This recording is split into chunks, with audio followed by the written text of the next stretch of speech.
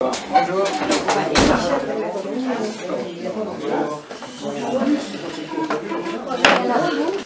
Bonjour à toutes et à tous, merci pour votre venue pour ce deuxième forum nantais sur un thème assez différent de celui du mois dernier. Encore qu'il y ait quelques rapports finalement, puisque nous parlions de l'Union européenne, et l'Union européenne agit beaucoup dans le sens de cette marche forcée vers ces dérives, la gestation pour autrui, la procréation médicalement assistée. L'Union européenne a beaucoup appuyé sur le mariage homosexuel, etc. Nous allons parler de ces trois grands thèmes aujourd'hui avec Louis de Cacré, qui est secrétaire départemental du FLJ de Sarthe, mais qui surtout a été l'un de ces, je ne sais pas comment il faut le qualifier, un activiste, un militant en tout cas pour la cause de la Manif pour tous, et puis plus largement de ce grand mouvement social et politique qui a animé la France depuis maintenant 2 ans, puisque la première Manif pour tous c'était, je crois, le 17 novembre 2012. Voilà, Louis a ferraillé, comme beaucoup d'entre nous, contre le mariage homosexuel, non pas par hostilité aux homosexuels, aucune norme. Parle plus fort parce que je vois Gérard qui a du mal à écouter là-bas. Mais parce que nous considérons que le mariage, entre autres choses, n'est pas la reconnaissance sociale de l'amour, mais que c'est quelque chose de plus, je dirais même quasiment de plus mystique, de plus profond, de plus sacré, que c'est le socle pour fabriquer une famille, qu'il y a des fondements anthropologiques qu'on ne peut pas, qu'on ne doit pas toucher, au risque un petit peu d'ouvrir cette boîte de Pandore, et ça nous ne voulons pas. Je laisse la parole à Louis. Bien, donc, merci Gauthier de m'avoir invité. Alors je vais rebondir un petit peu, je vais introduire mon propos d'abord en vous parlant d'objectivité, c'est-à-dire que pour que vous compreniez un peu la manière dont, ce que je vais dire derrière, je vais dire un peu vite fait qui je suis, et voilà, parce que moi je pars du principe que aujourd'hui, si on voulait un journalisme qui soit correct, donc c'est-à-dire un journaliste, la diffusion des idées, le fait de relater des événements, pour moi une plus grande objectivité, ça sous-entendrait que les journalistes disent qui ils sont, ce qu'ils pensent eux, pour, on va dire, un peu cadrer la manière dont ils vont parler de certains sujets. Je prends un exemple, une personne de droite qui parle d'un sujet de gauche ne va pas en parler de la même manière qu'une personne de gauche, et inversement, donc voilà, c'est... Donc rapidement, je suis donc catholique, ce qu'on appelle donc catholique pratiquant. Bon, pour moi c'est un peu, comment dire, voilà, c'est comme il n'y a pas de nudistes non pratiquants ou de nudistes pratiquants, il y a des nudistes et ceux qui ne le sont pas. Bon, voilà, donc je suis catholique, et moi je me suis battu contre donc la loi du mariage pour tous, parce que dans mon, on va dire, dans mon but, dans ma raison de vivre, il y a la recherche du bien commun, qui pour moi, si on ne recherche pas le bien commun, il n'y a pas de société. Parce que à partir du moment où on ne recherche plus le bien commun, eh ben c'est un peu la loi de la jungle, c'est la loi du plus fort, et donc à ce moment-là on s'en sort plus. Et surtout, le fait de considérer, de vouloir le bien commun, c'est le fait de considérer qu'on n'est pas tout seul sur Terre, et que, comme on dit, avec un nombre plus grand de personnes, on peut faire de meilleures choses, de plus grandes, etc. Voilà, et puis, donc rapidement, comme disait Gauthier, donc, il y a eu la première manifestation le 17 novembre dernier. Ensuite, il y a eu la manifestation du 13 janvier, la fameuse manifestation à 300 000 personnes selon la police, si je me souviens bien, où en fait il y avait plus d'1 million de personnes. Alors après, on ne va pas batailler sur les chiffres. Mais il y a eu les manifs, on va dire, un peu locales du 2 février qui ont aussi beaucoup fédéré de monde. Et puis enfin, il y a eu la manifestation aux Invalides, on va dire, malgré le fait qu'ils avaient comment dire, fait passer une loi contre le peuple était toujours pas d'accord. Voilà. Pour situer un peu l'importance du débat, moi ce que je regarde, c'est pas seulement le nombre de personnes qu'il y a dans la rue, parce qu'on pourrait très bien se dire que pour certains projets, il y a plus de monde, et pourtant, je sais pas, pour prendre par exemple le barrage de Siemens, il y a pas mal de zadistes, et pourtant, j'en fais pas au moins un sujet de première importance. Voilà. Je me dis que c'est pas forcément anodin, parce que si c'était si anodin, après tout, les gens ont dit aujourd'hui la loi est passée, on passe dessus, et puis c'est terminé. Voilà. Alors juste une chose avant que je continue, s'il y a des choses voilà, qui ne sont pas comprises, qu'il y a besoin de préciser, etc., n'hésitez pas à poser des questions, parce que voilà, ça permet de préciser la pensée, pour vous de savoir où je vais. Donc pour moi cette loi elle est un peu symptomatique de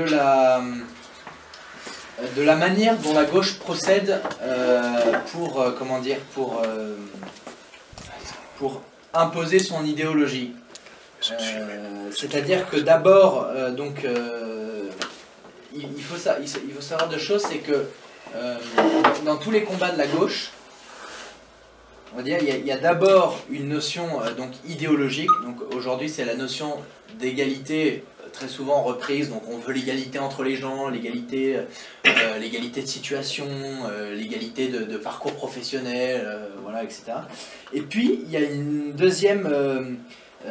un deuxième aspect, c'est que généralement la gauche poursuit un but qu'elle met moins en avant.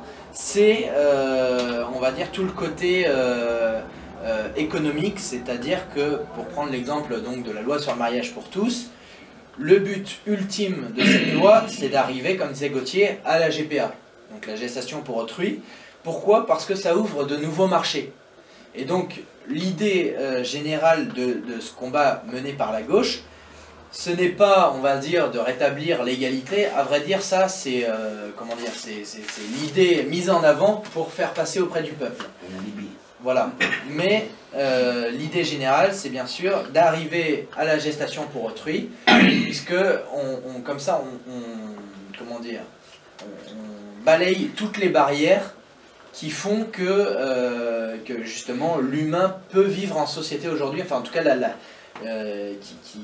qui ont fait, selon moi, qui ont rendu possible le fait que les gens vivent ensemble et de manière, on va dire, en se respectant les uns les autres, en ayant ce qu'on appelle des principes, donc le fait qu'on respecte une personne et qu'on n'en fait pas une marchandise, et que justement la véritable égalité, selon moi, elle se situe devant la nature.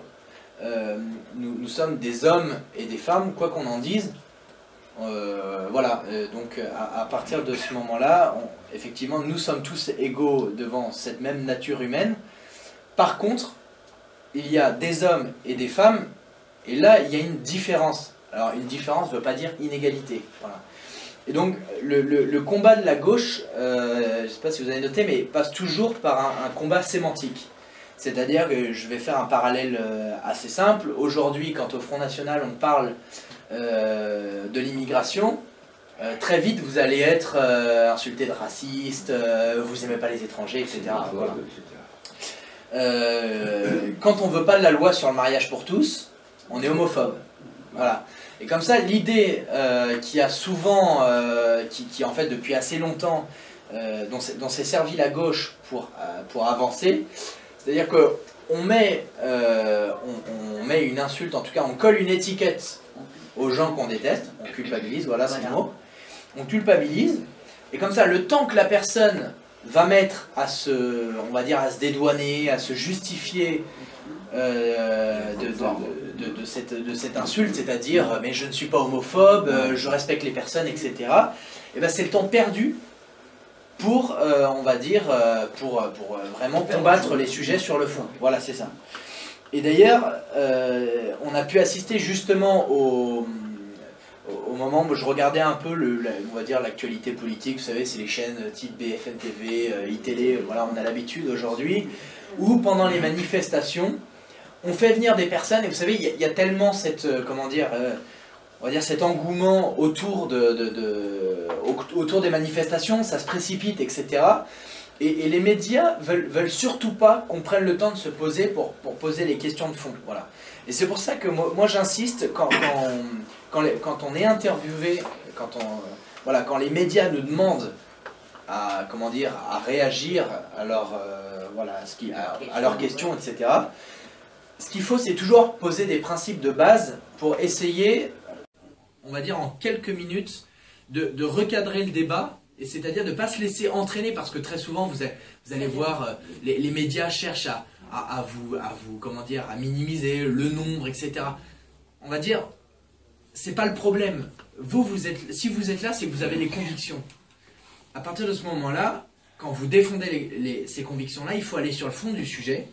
Et c'est pour ça que je me souviens au moment du 1er mai, donc c'était la manifestation classique du Front National, j'avais été reçu, enfin en tout cas il y avait une personne de BFM TV qui voulait absolument m'interroger, donc au début de la manifestation et pendant.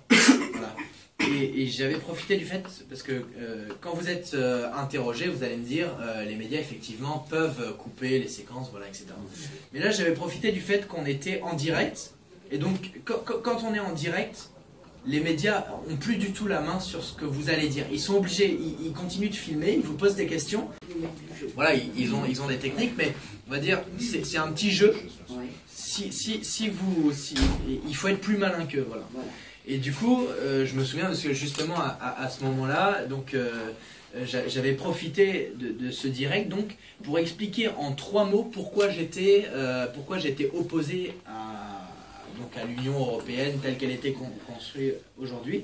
Et je pense que si on a des idées très claires, on ne peut pas nous couper, et surtout, vous allez très vite montrer aux gens qui vous écoutent, qui vous regardent, qu'il y a une cohérence de votre pensée. Et du coup, parce qu'au moment du débat sur la loi sur le mariage pour tous, beaucoup trop de personnes qui ont été interrogées ont été pris par cet engouement médiatique, on va dire, et du coup ont passé leur temps à se justifier, même s'ils avaient les bonnes idées, etc. Se sont justifiés du non, se sont justifiés du fait qu'ils n'étaient pas homophobes, voilà. Et du coup, il y a un moment où on ne parle plus du fond. Et si vous voulez, moi j'avais des exemples très simples. Je leur parlais par exemple de mes parents. Mes parents se sont battus à l'époque, je le sais, j'étais dans une poussette, il faisait froid, et mes parents luttaient contre le Pacs, donc vous savez, cette fameuse union civile, parce qu'ils savaient très bien que derrière le Pacs allait arriver le mariage pour tous, puis la PMA, puis la GPA. Je vais revenir après un peu sur l'enchaînement de ces choses-là. Mais du coup, ça, ils l'avaient compris. Et donc, ils se battaient déjà contre. À l'époque, les médias donc, faisaient dire « Mais attendez, on ne comprend pas, là, vous êtes contre les homosexuels, vous voulez pas qu'on leur donne même l'union civile. Il n'y a pas de question de filiation. On leur reconnaît juste on va dire, une liaison sociale ou une manière de se protéger, d'avoir des droits, etc. » Bon.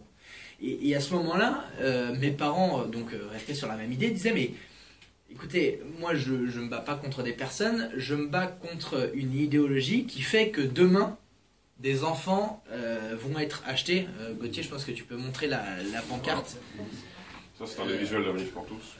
Voilà. Qui vous explique comment, en Inde, dans un certain nombre de pays du tiers-monde, en réalité, voilà, les enfants, même les organes, même si ce n'est pas le débat, sont marchandisés, deviennent une valeur. Moi, je fais une différence dans la nature humaine entre un homme et une femme. Je me fiche de savoir... un homme n'est pas... on ne fait pas une distinction dans la nature humaine entre hétéro et homo. On est tous hommes et femmes. Voilà. Je vous dis, mais attendez, vous êtes contre la loi républicaine.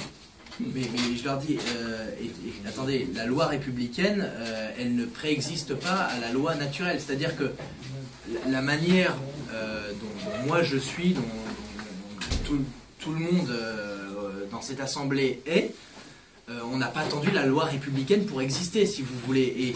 Et du coup, donc, cette loi naturelle, c'est ce qui fait que vous naissez homme, vous naissez femme. et que un homme plus une femme, ça donne des enfants, ce qui n'est pas le cas de un homme plus un homme. Voilà, On est complémentaires. voilà, c'est ça. Et donc il y a, si vous voulez, c'est pour ça que dans le débat idéologique face à la gauche, il faut toujours revenir à la réalité des choses, parce qu'en fait, ils idéalisent et ils idéologisent énormément de choses, mais dès qu'on en revient à la réalité, à ce qui se passe, à ce qu'on est, ben, ils sont désorientés parce que ça ne colle plus, si vous voulez, à leur projet. Et c'est pour ça que, si vous voulez, quand on a un minimum un minimum de bon sens, non, quand on se base sur la réalité des choses, il n'y a pas de distinction objective ou naturelle, si je puis dire, entre homosexualité et hétérosexualité.